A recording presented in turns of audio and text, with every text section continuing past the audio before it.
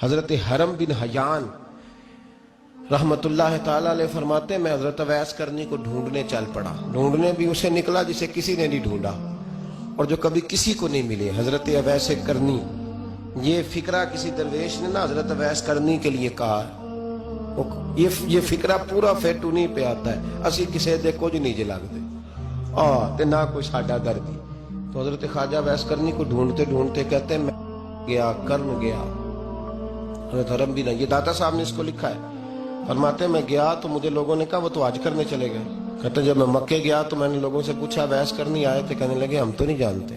یہ تو میرے جیسے لوگ ہوتے ہیں نا جن کی تصویریں زیادہ نکلتی ہیں تو جن کی ویڈیو زیادہ ہوتی ہے تو لوگ زیادہ جاننے لگتے ہیں، ورنہ رب کریم کے بندے تو چھپے ہوئے چکر میں پڑے ہی نہیں. کون اویس کرنی؟ تو انہوں نے کہا کہ حضرت اویس کرنی، چہرے پر برس کے داغ ہیں، کمزور سا وجود ہے، داڑھی زیادہ گھنی نہیں. جب حالات بتائے تو کہنے لگے اس طرح کا ایک شخص آیا تھا، اس نے طواف کیا تھا. پہلے بھی دنیا کرتی ہے پر جب اس نے کیا ہے نا تو اس کے طواف نے وہ خود بھی رویا ہے اور بھی بڑے روئے ہیں. وہ جب حجر اسود پہ آیا ہے تو رنگ بدلتا دیکھا ہے. کہا وہ کدھر گئے؟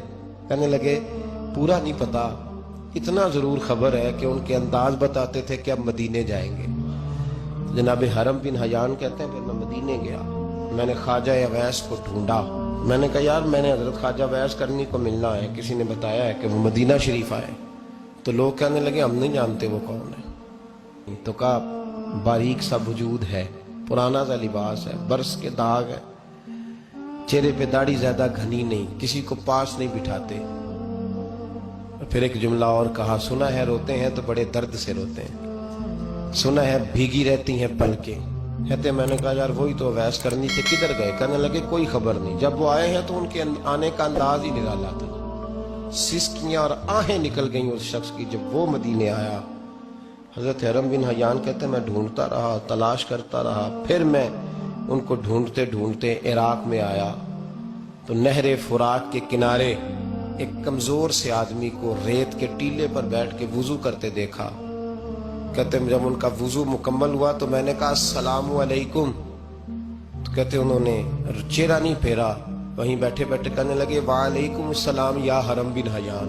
کہتے ہیں میں نے کہا کہ من انت، آپ کون ہے؟ تو کہنے لگے وہی ہوں جسے تم مکے اور مدینے ڈھونڈتا رہا. تو کہتے ہیں میں نے کہا حضور آپ میرا نام کیسے جانتے ہیں؟ بڑا خوبصورت جملہ ہے، اللہ کرے آپ کو یہ یاد رہ جائے. سبق کبھی نہ بھولنا، یہ سبق کبھی نہ بھولنا. بابا صاحب کے مزار پہ گئے تو خالی آ گئے، داتا صاحب گئے تو خالی ایسے ہی چلے گئے. ہم فارغ لوگ تھے، کوئی کام نہیں تھا کہ بابا فرید کی گلیوں میں گھومتے رہے. ہم فارغ تھے کہ 2 بجے حضرت سلطان باہو رحمت اللہ علیہ کی جالیوں کے سامنے کھڑے رہے. ہم کو پتھر چاٹنے والے لوگ تھے کہ آدھی رات بیت گئی اور ہم بزرگان کرما والا شریف کھڑے رہے. یہ کیسے ہو گیا کہ محدث اعظم کے مزار پہ کھڑے رہے؟ ایسے ہی کوئی بات تھی؟ حضرت اویس کرنی بول کر فرمانے لگے، کہنے لگے کیا کہا تو نے کہ میں تجھے کیسے جانتا ہوں؟ فرمانے لگے تو مجھ سے پیار کرتا ہے. عارف تو روحی من روحی کا، میری روح تیری روح کی جاننے والی ہے. یہ روحوں کا رشتہ ہے، یہ خطا نہیں جایا کرتا. عارف تو روحی من روحی کا، میری روح تیری روح کو جانتی ہے. یہ کیسے ہو گیا؟ کوئی ایسے لوگ تھے تو اتنی جگہ مجھے تلاش کر آیا اور میں تجھے جانوں نہ؟ یہ کیسے ہو سکتا ہے؟ یہ کیسے ممکن ہے؟ تو ڈھونڈتا رہا گلی گلی اور میں کہوں کہ میں تجھے جانتا نہیں. فرمایا حرم بن حیان میں ہاں میں دعا کرتا ہوں اللہ کی بارگاہ میں کہ رب کریم مجھے اور تجھے جنت میں اکٹھا کر دے. کہتے ہیں جب انہوں نے یہ دعا کی تو وہ چل پڑے. میں نے کہا حضور کہاں جا رہے ہو؟ فرمانے لگے میرا پیچھا نہ کرنا، میں کسی اور منزل کا مسافر ہوں اور جس رستے میں چل رہا ہوں نا ان منزلوں پہ ساتھ نہیں کسی کو لیا جاتا.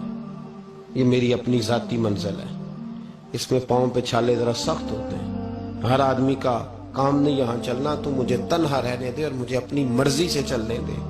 کہتے میں نے منت کی تو کہنے لگے بس تو نے جد و جہد بڑی کی تھی تو تیرے ساتھ ملاقات کر لی، تجھے پہچان لیا، تیرے ساتھ بات کر لی، ورنہ میں کہہ چکا ہوں اسی کسے دے کچھ نہیں لگتا.